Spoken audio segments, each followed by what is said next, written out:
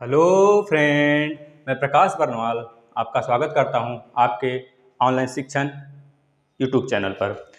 तो दोस्तों, हम लोग संविधान का अगली कड़ी जिसमें हम लोग आज पढ़ेंगे सांस्कृतिक एवं शिक्षा का अधिकार, अनुच्छेद 29 और अनुच्छेद 30 आज हम लोग फिनिश कर लेंगे। आप लोग को पता है हम लोग भाग 3 पढ़ रहे हैं। भाग हम लोग वैसे स्टार्टिंग से पढ़ा जा रहा है। बिल्कुल जितने भी टॉपिक आए हैं, जितने भी टॉपिक हम लोग पढ़ रहे हैं, सारे एग्जाम्स के दृष्टि से मोस्ट इम्पॉर्टेंट है। यहाँ पे केवल एक एग्जाम को लेकर हम लोग नहीं पढ़ रहे हैं। पहले तो आप लोग यह जान लें, क्योंकि यहाँ पे लो लेवल से लेकर हाई लेवल तक के सारे क्वेश्चंस के टॉपिक के माध्यम से कवर कर रहे हैं हम लोग। ठीक है, तो भाग 1, भाग 2, प्रियम्बल्स ये सब हमने पढ़ लिया है। पिछला जो लोग नहीं देखे हैं वो देखें, और बाकी classes history, geography, math, reasoning सब स्टार्ट है, उसको भी देखें। करंट के हर एक टॉपिक आपको चैनल पे प्रोवाइड हो रहे हैं, आप उसको भी देखें। आज हम लोग पढ़ेंगे शिक्षा एवं संस्कृति का अधिकार, अनुच्छेद 29 और अनुच्छेद 30। आपको पता है मौलिक अधिकार भाग 3 में आता है। मौलिक अधिकार के अंदर हमारे पहले 7 मौलिक अधिकार थे 1978 से पहले। जो 44वां संशोधन 1978 में होता है, 1978 में, उसके पहले हमारे पास 7 मौलिक अधिकार थे। संपत्ति का मौलिक अधिकार, संपत्ति का अधिकार, संपत्ति अर्जन करने का अधिकार, यह अनुच्छेद नंबर 31 में था, जिसमें कि यह हमारा 7वां मौलिक अधिकार के अंतर्गत आता था। बाद में इसे 44वें संविधान संशोधन द्वारा 44th अमेंडमेंट के थ्रू 1978 में इसे एक वैधानिक अधिकार बना दिया गया। अनुच्छेद यानी आर्टिकल 300 क में रख दिया गया। 300 का खंड क आप लोग याद रखेंगे। इसके बाद आप लोग सबसे पहले ये चीज़ याद रख लेंगे कि समानता के अधिकार में कितने अनुच्छेद आते हैं, तो बताएंगे 14 से लेकर 18 तक। 14, 15, 16, 17, 18 5 अनुच्छेद आते हैं समानता के अधिकार में। इसके बाद स्वतंत्रता के अधिकार में कितने अनुच्छेद आते हैं, तो आप बता देंगे 19, 20, 21, 22 4 अनुच्छेद आते हैं। शोषण के विरुद्ध अधिकार 23, 24 पूरा डिटेल में हम लोग पढ़े हैं। सारे अनुच्छेद के बारे में डिटेल में पढ़ा गया, आप लोग देखें। धार्मिक स्वतंत्रता का अधिकार 25, 26, 27, 28 अभी कल ही यह खत्म हुआ है, फिनिश हुआ है। इसके बाद शिक्षा एवं संस्कृति का अधिकार हम लोग पढ़ेंगे आज 29 और 30 अनुच्छेद के बारे में, क्योंकि ऐसे भी क्वेश्चन बनेंगे कि आपके शोषण के विरुद्ध, धार्मिक स्वतंत्रता के विरुद्ध, शिक्षा एवं संस्कृति के विरुद्ध, इन सब में कितने कितने अनुच्छेद हैं, तो आप डायरेक्ट बता सकते हैं यहाँ से। इसके बाद जो मोस्ट इंपॉर्टेंट है दोस्तों, छठा संवैधानिक उपचारों का अधिकार, जिसको हमारे भीमराव अम्बेडकर जी संविधान का यानी भारत के संविधान का आत्मा कहा था, प्रियम्बल का आत्मा कहा था। और ठाकुरदास भार्गव, हम लोग प्रियम्बल में पढ़े थे, उन्होंने प्रियम्बल को संविधान का आईना, संविधान का आत्मा कहा था। अब हम लोग देख लेते हैं संवैधानिक उपचारों के अधिकार में 5 रीट आते हैं। हम लोग तो पूरे डिटेल में इसको पढ़ेंगे, 5 रीट के बारे में आप लोग ध्यान से देखेंगे। 5 रीट हैं। पहला बंदी प्रत्यक्षीकरण, याद रखेंगे। पहला रीट जो है बंदी प्रत्यक्षीकरण यानी कि हैबियस कॉर्पस। इसके बाद परमादेश, दूसरा है हैबियस का मतलब कि परमादेश, जो कि मैंडबस के नाम से जाना जाता है। इसके बाद तीसरा है प्रतिषेध, प्रतिषेध का मतलब प्रोहिबिशन, तीसरा रीट आ जाता है संवैधानिक उपचार के अंतर्गत। इसके बाद आ जाता है उत्प्रेषण, और 5वां आ जाता है अधिकार प्रेक्षा। तो यह हम लोग डिटेल में इसका डिस्कशन करेंगे, आप लोग बिल्कुल निश्चिंत रहिए। तो चलिए हम लोग स्टार्ट करते हैं अपना सांस्कृतिक एवं शिक्षा के अधिकार को 29 और 30। इसके पहले हम लोग थोड़ा सा डिस्कशन कर लेते हैं, या आखिर क्यों आया हमारे भारत में इसकी क्या ज़रूरत थी, आखिर क्यों आया। तो आप लोग को ध्यान है संविधान के अनुच्छेद 29 और 30 जो हैं मौलिक अधिकार के अंतर्गत कल्चरल राइट के नामों से जाने जाते हैं। पहले तो यह जान लेंगे 29 और 30 आर्टिकल कल्चरल राइट, मौलिक अधिकार के अंतर्गत कल्चरल राइट के नाम से जाने जाते हैं। सबसे पहले बात, इस तरह के अधिकार बहुत कम देशों के संविधान में देखने को मिलता है बहुत कम देशों में। भारत एक तरह से इसका अपवाद है।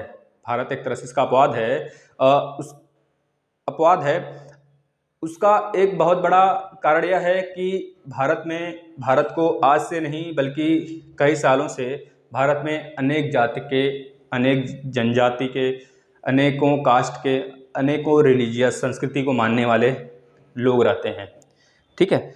और वो भी उनका एग्जिस्टेंस जो भारत में है वो को पैरेलल है, मतलब कि को एग्जिस्टेंस जो उनका है वह पैरेलल है, या नहीं कि किसी जाति को ऊपर किसी जाति को नीचे रखा गया, सबको एक बराबर संज्ञा दी जाती है। तो ऐसे में यह निश्चित हो जाता है कि संविधान में ऐसे प्रावधान करें जो प्रत्येक जाति धर्म के लोगों की पहचान अपने आप में सुनिश्चित रहे, मतलब कि किसी भी जाति धर्म का जो पहचान है कहीं खंडित न हो। इसीलिए आपका अनुच्छेद 30 और 29 लाया गया, और उनको एक संपूर्ण स्वतंत्रता का वातावरण मिले जिसमें समानता का इनपुट उनको नजर आए, जिससे कि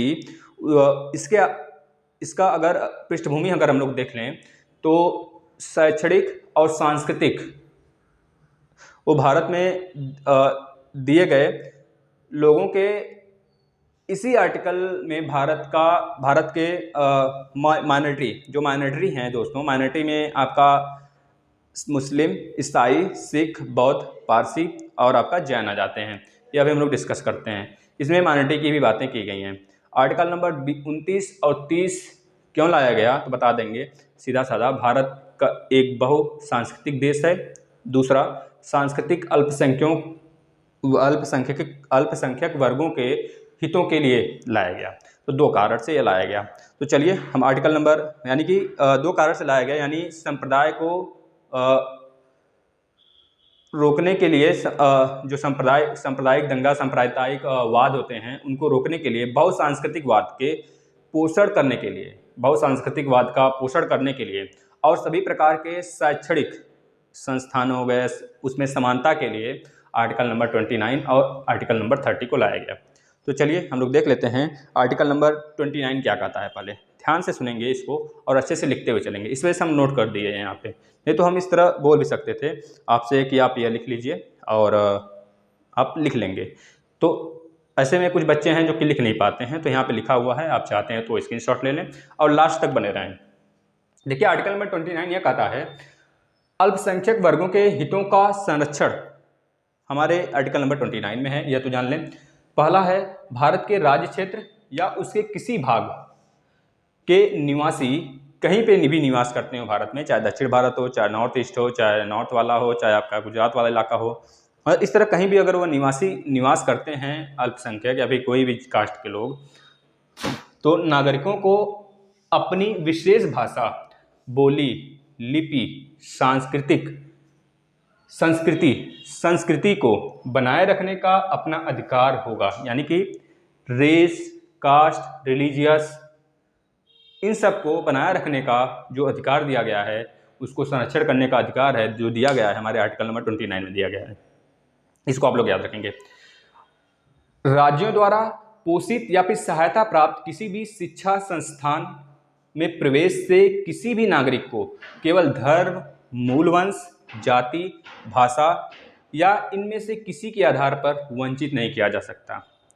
अगर ऐसा किया जाता है राज्यों द्वारा, किसी भी गवर्नमेंट बॉडी द्वारा, गवर्नमेंट सिस्टम द्वारा, तो उसके विरुद्ध कार्रवाई की जा सकती है और यह आर्टिकल नंबर 29 का उल्लंघन होगा, इसको याद रखेंगे। अब देखिए नोट में एक लिखा हुआ है, सर्वोच्च न्यायालय के अनुसार भाषा के संरक्षण में आंदोलन का भी अधिकार होगा। अगर भाषाई आधार पर अगर कोई कुछ बनाना चाहता है, राज्य बनाना चाहता है, जैसे कि आपको पता है भाषाई आधार पर सबसे पहला राज्य जो हमारा बना था आंध्र प्रदेश 1953 में, इसके बाद कर्नाटक से जो आंध्र प्रदेश हो गया, मतलब इस तरह कई राज्य अलग हुए। अभी आज भी आप देख रहे होंगे, कल या परसों का न्यूज़ है जिसमें असम का उत्तरी वाला इलाका जो कि भूटान से टच करता है, वहाँ पे कुछ 4-5 जिले मिलकर एक अलग राज्य की मांग कर रहे हैं, ठीक है। और अगर देखा जाए तो कर्नाटक और आपका महाराष्ट्र वाला इलाका, अगर दोनों का बीच वाला देखा जाए तो वहाँ पे भी मांगें चल रही हैं भाषाई आधार पर। तो इस तरह के भाषा के आधार पर आप मांग कर सकते हैं। तो सबसे पहला जो भाषा के आधार पर राज्य बना था आंध्र प्रदेश 1953 में, उसका गठन हुआ था, आप लोग इसको याद रखेंगे। अब देखिए यहाँ पे जो सर्वोच्च न्यायालय है वह अगर भाषाई आधार पर किसी भी जाति को, किसी भी मूलवंश को अगर भाषा आधार पर, जाति आधार पर संरक्षण नहीं मिलता है तो वो उनको अधिकार देता है सर्वोच्च न्यायालय कि आप जनप्रतिनिधि अधिनियम 1951 का उल्लंघन कर सकते हैं। ठीक है, मतलब कर किया जा सकता है उल्लंघन, कि अगर उनको राज्य इस तरह पोषित नहीं करती है, राज्य एक नज़र से नहीं देखती है जब तक। तो आपको अगर आर्टिकल नंबर 29 क्लियर है तो चलते हैं आर्टिकल नंबर 30 की तरफ। इसमें क्या कहा गया है, यह सांस्कृतिक, जो आर्टिकल नंबर 30 है, सांस्कृतिक अल्पसंख्यकों की पहचान करता है, पहले तो यह जान लेंगे। और यह कहता है कि भारत में जो सांस्कृतिक अल्पसंख्यक हैं उनको अपने शैक्षणिक संस्थानों को चलाने की, उनको मैनेज करने की, उनको पोषित करने की पूर्ण स्वतंत्रता और स्वायत्तता मिली हुई है या फिर मिलेगी, इतना ध्यान रख लें। नोट में एक चीज लिख लेंगे दोस्तों, आर्टिकल नंबर 30 में अल्पसंख्यक शब्द को संविधान में कहीं पर परिभाषित नहीं किया गया है। अब हम बात कर लेते हैं आर्टिकल नंबर 31, आर्टिकल नंबर 30 यानी कि खंड क है आर्टिकल नंबर 30 का, आर्टिकल नंबर 30 ख। आर्टिकल नंबर जो 30 क है दोस्तों, 44वें संविधान संशोधन 1978 द्वारा हमारे संविधान में लाया गया। आप इसका ध्यान रखेंगे, अंतर्गत इसको लाके जोड़ा गया। जो आर्टिकल नंबर 30 का है, कल्चरल माइनॉरिटी अपने एजुकेशन इंस्टीट्यूट को उनको चलाने की जो स्वायत्तता मानी, यानी जो प्रशासित करने की स्वायत्तता है, जो उनको चलाने की स्वायत्तता है अपने कल्चरल या फिर एजुकेशनल इंस्टीट्यूट को, जो माइनॉरिटी को मिलता है, तो ऐसे में उनके संरक्षण करने का अधिकार वह संरक्षण कर सकते हैं। आर्टिकल नंबर 30 क में कहा गया है, जो कि 44वें संविधान संशोधन द्वारा 1978 में जोड़ा गया। आर्टिकल नंबर 30 ख में यह कहा गया है कि यह आर्टिकल नंबर 30 का दूसरा खंड ख है। इसमें यह कहा गया, शिक्षा संस्थाओं को सहायता देने में राज्य किसी शिक्षा संस्था के विरुद्ध इस आधार पर विभेद नहीं करेगी कि वह धर्म या भाषा पर आधारित किसी अल्पसंख्यक वर्ग के प्रबंधन में जुटी हो। मतलब कि अगर राज्य है, राज्य किसी भी शिक्षा, किसी भी संस्थान या फिर उसके विरुद्ध कोई भी ऐसा, मतलब कि दो अगर जाति हैं तो उनके विरुद्ध कोई विभेद नहीं करेगी, उनके अल्पसंख्यकों के, मतलब दो अल्पसंख्यक हों या फिर दो जाति हों, उनके बीच कोई विभेद नहीं करेगी राज्य सरकारें, भाषाई आधार पर, धर्म के आधार पर और अपना कास्ट के आधार पर ऐसा कोई विभेद नहीं करेगी अल्पसंख्यकों के बीच में, अल्पसंख्यक वर्गों के बीच में, जो कि आर्टिकल नंबर 30 ख में कहा गया है। इसको भी आप लोग नोट रखेंगे। अब एक चीज़ ध्यान रखेंगे, जो अल्पसंख्यक शब्द है वो तो पहली बात हमारे संविधान में कहीं भी उल्लेखित नहीं है, और अल्पसंख्यक का जिक्र कहीं हमारे संविधान में नहीं हुआ है। अल्पसंख्यक का मतलब दो तरह से समझा जाता है, एक आपका धार्मिक आधार, एक भाषाई आधार पर। अल्पसंख्यक का दो ही आधार है, एक धार्मिक आधार है, एक भाषाई आधार है। और इसका भी अगर देखा जाए मूल तरीके से इसको संविधान में कहीं लिखा नहीं गया है। यह याद रख लेंगे कि किसी भी, यह दोनों स्पष्ट रूप से हमारे संविधान में कहीं नहीं लिखे गए हैं। अब देखेंगे यहाँ पे कि भारत में कुल 6 धार्मिक समुदाय को अल्पसंख्यक का दर्जा प्राप्त है। पहला मुस्लिम, जो कि 2011 के सेंसस से अगर हम लोग देखें तो हमारे भारत में 14.2% है, 14.2% मुस्लिम की जनसंख्या है। इसके बाद ईसाइयों की जनसंख्या आ जाती है, 2.3% है। किसके थ्रू? सेंसस 2011 के थ्रू। अभी सेंसस जो 2021 वाला होने वाला है उसके में कुछ बदलाव होंगे तो वो आपको अपडेट कर दिया जाएगा। इसके बाद सिख, जो तीसरे अल्पसंख्यक हैं, सिख हैं, जो कि 1.7% हमारे भारत में स्थित हैं। इसके बाद अगर देखा जाए बौद्ध 0.7% हैं। इसके बाद जैन 0.4%, इसके बाद पारसी 0.005% हैं। अगर दोस्त यही हम लोग देखें सेंसस 2011 के थ्रू, जो मुस्लिम सबसे बड़ी जो अल्पसंख्यक है मुस्लिम, उसका सीजेबल कहाँ पे कितना ज़्यादा है, अगर देखा जाए नॉर्थ ईस्ट वाले इलाके में तो असम में लगभग 30.9% मुस्लिम अल्पसंख्यक हैं हमारे। ठीक है, असम वाले में, वहाँ पे हिंदू, वहाँ पे मुस्लिम की मेजोरिटी है, और नॉर्थ ईस्ट वाले अधिकतम राज्य में हिंदू अल्पसंख्यक में आते हैं। लगभग 7 राज्य जो हैं, 7 से 8 राज्य भारत के, वहाँ पे हिंदू अल्पसंख्यक के रूप में देखे जाते हैं, हिंदू, जो कि पूरे भारत में एक मेजॉरिटी के रूप में है, 80% के आसपास में। ठीक है, तो याद रखेंगे जो मुस्लिम का सिजेबल है, मुस्लिम का सबसे ज़्यादा अधिकता वाला है, क्रम से देखिए असम में 30.9% मुस्लिम अल्पसंख्यक मुस्लिम बहुसंख्यक के रूप में है, नॉर्थ ईस्ट वाले में इतना ध्यान दीजिएगा। और पूरे भारत में बहुसंख्यक के रूप में तो हिंदू है, आपको पता है।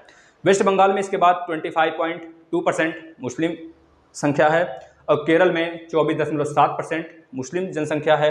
इसके बाद यूपी में 18.5%, जो कि पूरे भारत के पॉपुलेशन का 10%, पूरे भारत के पॉपुलेशन का 10% पॉपुलेशन यूपी में पाया जाता है। और बिहार राज्य में 16.5% मुस्लिम अल्पसंख्यक है। आप लोग इसको याद रख लेंगे। और इसके बाद अगर हम आपसे कुछ बातें करें, इसमें जो हमारा इस समय तो जम्मू कश्मीर 2 यूटी में बढ़ गया है, जिसमें कि जम्मू कश्मीर अगर पूरे देखें तो लद्दाख वाले पार्ट में 2 जिला आ गया है, और आपके जम्मू कश्मीर में अगर गिलगित पाकिस्तान का ले लें तो मिला के 28 ज़िले हैं। पहले 30 ज़िले हुआ करते थे, तो 2 जिला तो लद्दाख में चला गया, और लगभग 28 ज़िले में आपका पूरी तरीके से 22 ज़िला, 20 से पूरे तरीके से अगर देखा जाए दोस्तों 22 ज़िले हमारे जम्मू कश्मीर में पड़ते हैं पूरे तरीके से, जो भारत में है। और पाक ऑक्युपाइड में 6 पड़ जाते हैं, जिसको भारत ही अधिकार मानता है अपना, तो इसमें 6 हम लोग जोड़ लेते हैं, 22 + 6 28 ज़िले आ जाते हैं। तो जम्मू कश्मीर बनने से पहले, जम्मू कश्मीर यूटी में विभक्ति होने से पहले, टूटने से पहले, जम्मू कश्मीर पंजाब, मिजोरम, नागालैंड, मेघालय, मणिपुर, अरुणाचल प्रदेश और लक्षद्वीप, इसमें हिंदू अल्पसंख्यक के रूप में पाए जाते हैं। फिर से देखिए, क्यों हम बोल रहे हैं कि जम्मू कश्मीर यूटी से बनने से पहले, क्यों ऐसा बोल रहे हैं? क्योंकि अभी जो सेंसस 2021 वाला है वह आया नहीं है, तो हम 2011 वाले सेंसस के अकॉर्डिंग बोल रहे हैं आपसे, वही हम लोग आधार मान के उसी की बात कर रहे हैं। तो 2011 के सेंसस के अनुसार देखा जाए हिंदू अल्पसंख्यक कहाँ पे हैं, तो आप बताएंगे जम्मू कश्मीर में थे, अभी जम्मू कश्मीर में बढ़ गया यूटी में। यहाँ पे कन्फ्यूजन नहीं होना चाहिए। 2011 के सेंसस के अनुसार हम बता रहे हैं, जम्मू कश्मीर, पंजाब, मिजोरम, नागालैंड, मेघालय, मणिपुर, अरुणाचल प्रदेश और लक्षद्वीप, इस तरह देखें तो 4 राज्यों में आपका हिंदू अल्पसंख्यक के रूप में पाए जाते हैं। अब यहीं पे अगर अनुच्छेद 31 देख लें, अनुच्छेद 31 अभी खत्म कर दिया जाता है, अगर कुछ ज़्यादा पढ़ना होगा तो हम नेक्स्ट टॉपिक में ले लेंगे। अनुच्छेद 31 संपत्ति का अधिकार था। इसको 44वें संविधान संशोधन 1978 के थ्रू इसको एक विधिक अधिकार बना दिया गया। विधिक अधिकार बनाकर इसे दोस्तों अनुच्छेद 300 का में रख दिया गया। ठीक है, तो इतनी सारी चीज़ें अब अगर आप लोग याद करते हैं तो बहुत अच्छी बात है। हम लोग लास्ट में एक बचा है आपका मौलिक अधिकार में संवैधानिक उपचारों का अधिकार। ठीक है, इसको पढ़ेंगे, फिर उसके बाद शायद 1-2 लेक्चर और आएगा मौलिक अधिकार पे, इसके बाद हम लोग डीपीएसपी पे चलेंगे। ठीक है दोस्तों, तो आप लोग इस वीडियो को ज़्यादा से ज़्यादा शेयर करें, अपने दोस्तों को बताएं। यहाँ पे फुल अच्छे नॉलेजेबल क्लास चल रहे हैं जो कि बिल्कुल फ्री है। ठीक है, आप लोग अच्छे से इस तैयारी करें और नोट्स प्रिपेयर करते हुए चलें। ठीक है दोस्तों, और बाकी के क्लासेस आप देखें। अगर अभी भी चैनल को सब्सक्राइब नहीं किए हैं तो चैनल को सब्सक्राइब कर लें, और हमारे फेसबुक आईडी से फेसबुक ग्रुप में जुड़ जाएं। और अगर पीडीएफ वगैरह की ज़रूरत हो आपको तो आप हमारे टेलीग्राम चैनल को भी ज्वाइन कर सकते हैं, जिसका नाम है ऑनलाइन शिक्षण ऑफिशियल। ठीक है, ऑनलाइन शिक्षण ऑफिशियल नाम से अगर सर्च करेंगे तो ऊपर दिख जाएगा आपको, और आप ज्वाइन हो जाइए। ठीक है दोस्तों, और अगर आप फेसबुक ग्रुप में ज्वाइन हो जाते हैं, ऑनलाइन शिक्षण रेलवे एनटीपीसी करके एक ग्रुप बनाया है उसमें जीके का, तो सारा सब कुछ क्विज वगैरह भी उसमें होता है। करंट अफेयर के 10 से 20 रोज़ उसमें क्विज होते हैं। अगर आप लोग ज्वाइन हो जाते हैं तो वहाँ से भी आपका प्रिपरेशन चलेगा, वरना नहीं तो आप चैनल से कनेक्ट रहिए, आपकी इस पूरी अच्छी तरीके से तैयारियाँ चलेंगी। ठीक है दोस्तों, तो थैंक यू दोस्तों, मिलते हैं हम लोग अगले क्लास में। और अपना आप लोग ध्यान दीजिएगा, और बाकी पढ़ते रहिए दोस्तों, और खुश रहिए। चलिए।